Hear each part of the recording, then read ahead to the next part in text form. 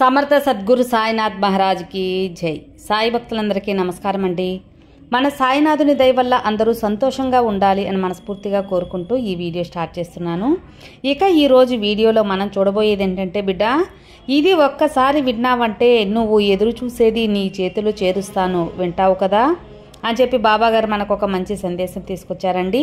ఆ సందేశం ఏంటి, ఏం చెప్పబోతున్నారు అని మన సాయినాథుని మాటల్లోనే వినబోయే ముందు మన ఛానల్ ఎవరైనా ఫస్ట్ టైం కానీ చూస్తున్నట్లయితే సబ్స్క్రైబ్ చేసుకుని బెల్ యాక్టివేట్ చేసి ఆల్ అనే ఆప్షన్ని క్లిక్ చేయండి. నేను కొత్త వీడియో పెట్టిన వెంటనే మీ వరకు నోటిఫికేషన్ అయితే వచ్చేస్తుంది. అలాగే మన వీడియోస్ నచ్చినట్లయితే తప్పకుండా లైక్ చేసి సపోర్ట్ చేయండి ఫ్రెండ్స్. ఇక ఈరోజు బాబాగారి సందేశంలో, బిడ్డ ఎన్నో రోజులుగా ఎదురు చూస్తున్నావు కదా, కన్నీటితో బాధపడుతూ నీ కన్నీటికి బాధకి ఎదురు చూపుకి ముగింపు వచ్చేసిందమ్మా. ఈ మంచి వార్తని నీ చేతిలో వేయటానికే నీ దగ్గరికి ఈరోజు వచ్చాను. నీ జీవితంలో కూడా మంచి తరుణం వచ్చింది బిడ్డ.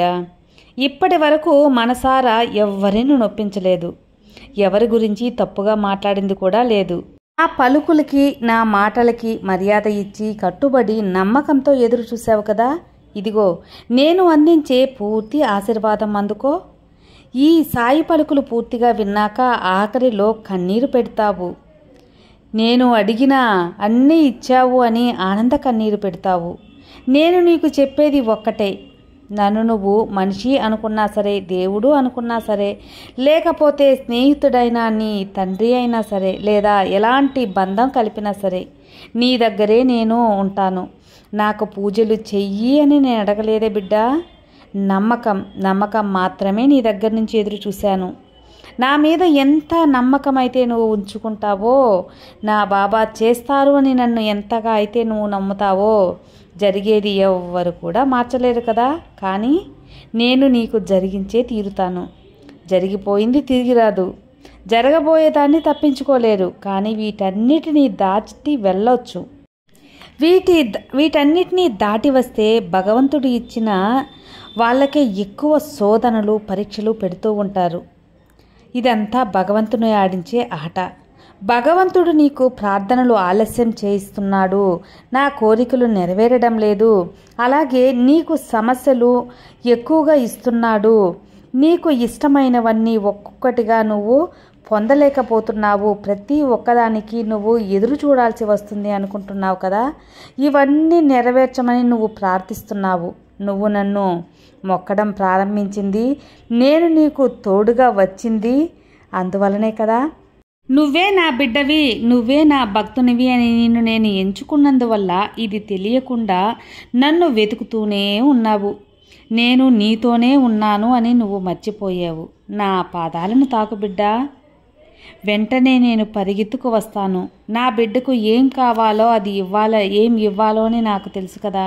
ఎందుకంటే నేను నీకు తల్లిని తండ్రిని.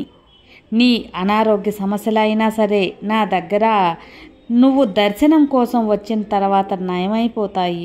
ఎప్పుడు కూడా సందేహం అనేదే ఉంచుకోవద్దు. నా చేతులను గట్టిగా పట్టుకో, ఎవరు ఏమడిగినా నేను ఇస్తాను. ఇది ఈ సాయి సత్యవాకు. నా సత్యవాకుకు కట్టుబడి నేను ఎప్పుడు కూడా ఉంటాను.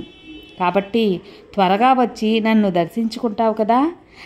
ఇప్పుడు చెప్పే నా మాటల శబ్దం నీ మనసు వరకు వినపడితే ఇప్పుడే నన్ను చూడు తల్లి, నా కళ్ళలోచుకు చూసి మాట్లాడు.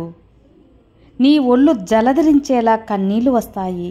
ఇక రాబోయే కాలం అంతా ఆనందమయమవుతుంది. నా బంధం మాటలతో వర్ణించలేనిది. నేను ఒక ఫకీరుని, ధ్యానంలో ఉన్నా కూడా నిన్ను మర్చిపోనమ్మా. ఇప్పుడు ఏం జరిగినా కష్టపడవద్దు. నీకు మంచి జరిపించే బాధ్యత నాది కదా. మార్పు రాదా అని ఎదురు చూసే నీ మనసుకి మార్పు వస్తుంది అనే నీ ఆశకి న్యాయం నేను చేస్తాను. మరి ఎందుకు ఈ కష్టకాలం అంటే అందుకు కారణం కూడా ఉంది. అది నిన్ను వెంటాడుతున్న నీ కర్మలు. ఆ కర్మలు పోయేంత వరకు కష్టంగా ఉంటుంది.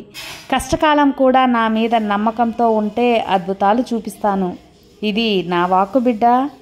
ఇప్పటి వరకు నా మీద నమ్మకంతో ఉన్నవావు కదా, ఆ నమ్మకాన్ని నేను నిలబెట్టుకుంటాను. నిశ్చయంగా ఇక మీద అంతా మంచే జరిగేలా చేస్తాను.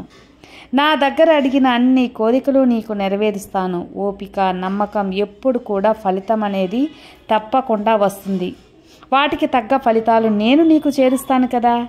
నీకు మంచి కాలం ఆరంభమైనది అని చెప్పడానికి ఇదొక్కటే నిదర్శనం.